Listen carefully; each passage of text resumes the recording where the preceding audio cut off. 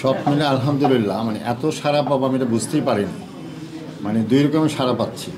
একটা হলো ধরেন হাজার হাজার মানুষ আসতেছে, সেই ধরেন শুধু ঢাকা না, কুমিল্লা, চিটাগং, গাজীপুর, নরসিংদী, রাজশাহী, হ্যাঁ, বিভিন্ন জায়গার থেকে আমি দেখলাম লোকজন আসতেছে, আমাকে বলতেছে আমরা শুধুমাত্র আপনার এই বইটা কেনার জন্যই আমরা এসেছি।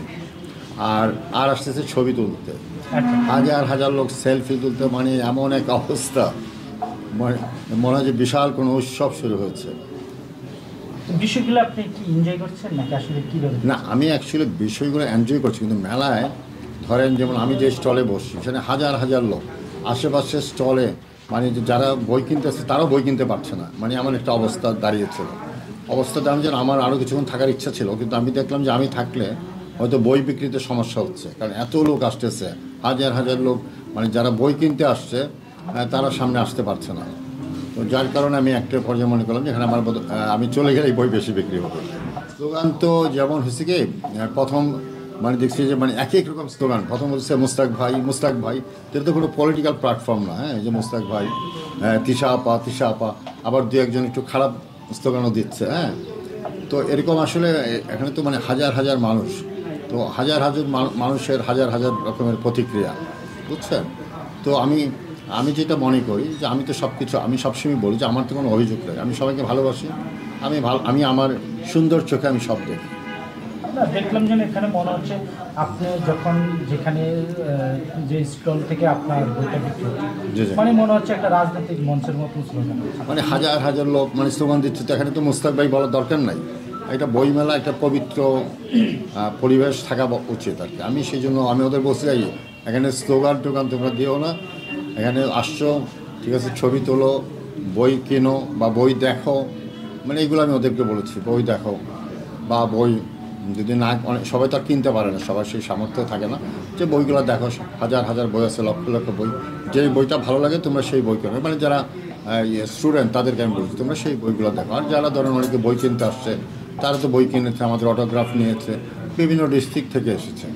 আচ্ছা, ধরেন আপনাকে নিয়ে প্রথম মোস্তাক ভাই স্লোগান দিয়েছে এবং অনেকে বিভিন্ন ধরনের স্লোগানও দিয়েছে, আসলে এই বিষয়টা আপনি কি বলবেন? না, আমি তো ধরেন কার মনের ভিতর কী আছে সেটা তো আমি বলতে পারি না। আমি সবসময় বলে দেখেন, যখন আমরা যখন মেলায় ঢুকলাম শত শত লোক আগে আসছে, হ্যাঁ, এবং এটি কিন্তু শুধু একটি বয়সের না, হ্যাঁ, সকল বয়সের, ছোট বাচ্চা থেকে শুরু করে ধরেন অনেক বৃদ্ধ মানুষও, হ্যাঁ, এগিয়ে আসছে, সবাই আমাদের সাথে সেলফি তুলছে, মানে একটা মনে হচ্ছে একটা সেলফি তোলার জন্যই তারা আসছে। তো এর মাঝে আবার হয়তো অনেকের ভালো নাও লাগতে পারে, সবাই তো আমাকে যেমন ফেসবুকে দেখেন কমেন্ট করে, অনেকে নানান রকমের কমেন্ট করে, অনেকে ধরেন বাজে কমেন্টও করে। তো আমি সবাইকে বলি দেখেন, আপনি না জেনে শুনে কিছু বলবেন না। যেমন দুইজন এসছে বলে যে এই বইটাতে আমরা কী পাবো, তা আমি বললাম যে বইটাতে কী পাবা এটা তো বই না পড়লে বোঝা যাবে না, বইটাকে পড়তে হবে। তা আমি বললাম যে এখানে পরিসমাপ্তিতে একটা চ্যাপ্টার আছে, 1.5 পৃষ্ঠার একটা চ্যাপ্টার, আমি সে না কিনেও এটা পড়া যায়, ওখানেই টোটাল আপনার জিনিসটা পরিসমাপ্তিতে রয়েছে, আমরা কি মেসেজ দিতে চাচ্ছি। এবং সেই মেসেজটা ছিল, আমি যে কথা বারবার বলছি যে আমরা বিয়ে করেছি মুসলিম শরিয়া এবং দেশের আইন মেনে, কিন্তু আমাদের দেশে দেখেন সামাজিক প্রেক্ষাপটে এটা একটু বয়সের ব্যবধানটা অনেকের চোখে একটু দৃষ্টিকটু লাগছে, বা অনেকেরা হয়তো মেনে নিতেও পারছে না। কিন্তু আমি বলছি যে দেশের তো এমন কোনো আইন নেই যে এত বয়সের পার থেকে বিয়ে করা যাবে না। সারা বিশ্বে এটা নিয়ে কোনো প্রবলেম নেই, আমাদের এখানে যেহেতু প্রবলেম আছে, তো আমি এটাকে এনকারেজও করছি না। আমি বলছি যে এটার জন্য আমাদের অনেক কিছু ফেস করতে হয়েছে। তা আমি সবাইকে এই মেসেজটা দিতে চাচ্ছি যারা ইয়াং জেনারেশন আছে, যে আমাদের যে যে ফেস করেছি আমরা বিভিন্ন, তো জীবন তো আমাদের একটাই, এই জীবনটাকে সুন্দর রাখা ভালো এবং জীবনটাকে সহজ করা ভালো। আমরা যেগুলোকে সহজ করতে পারি এটা কঠিন করতে পারি, সবাই তো আর আমার মতো না, কারণ আমি একটা পরিণত বয়স এসেছি, আমি হয়তো অনেক কিছু খুব শান্তভাবে ফেস করতে পারি, যেটা তার একজন নাও পারতে পারে। তো সেই জন্য আমার স্টুডেন্টদের আমি বলেছি আমার বই আর কি, যে তোমরা তিনটা অ্যাডভাইস, পড়াশোনা পড়াশোনা এবং পড়াশোনা, এবং নিজে প্রতিষ্ঠিত হও এবং ফ্যামিলির সাথে একটা ভালো রিলেশন রাখো। কারণ দেখা গেছে অনেক সময় ফ্যামিলির রিলেশন খারাপ থাকলে ধরেন ছেলেমেয়েরা একটু ডাইভার্ট হয়ে যায়। তো ফ্যামিলির সাথে যদি সম্পর্কটা সুন্দর থাকে, ভালো থাকে, তাহলে ফ্যামিলিতে ধরেন একটা প্রবলেম হলে তারা বাবা মার সাথে শেয়ার করতে পারবে, সেটা সহজে সলভ করা যাবে। এই কথাগুলো আমি বলেছি। আরেকটি কথা বলেছি, যেহেতু এটা অসামাজিক কিছু না, এটা অবৈধ কিছু না, কিছু যদি ধরেন একটা যেমন বয়সের ব্যবধান, কিছুটা যদি অসমতা থেকেও থাকে, কিন্তু যেহেতু এটা সুন্দর এবং পবিত্র বন্ধনে আমরা আবদ্ধ হয়েছি, আমরা 1 বছর ধরে সংসার করছি এবং আমরা ভালো আছি, সুখে আছি, শান্তিতে আছি। তো সুখে শান্তিতে যেহেতু আছি, আমার মনে হয় এটা নিয়ে আর কোনো আলোচনা করার আমি প্রশ্ন উঠে বা এটা কোনো আলোচনার দাবি রাখে আমার কাছে এটা মনে হয় না। আচ্ছা, অনেকে বলছে, অনেক পাঠকেরও বলছে যে আপনি বইমেলাতে আসা মানে আজকে মানে বইমেলার পরিবেশ নষ্ট করছে। না, আমি তো দেখছি আমি বইমেলা যাওয়াতে আমার কাছে মনে হচ্ছে বইমেলাটা উৎসব, আমার সেটা উৎসবের মতো লেগেছে।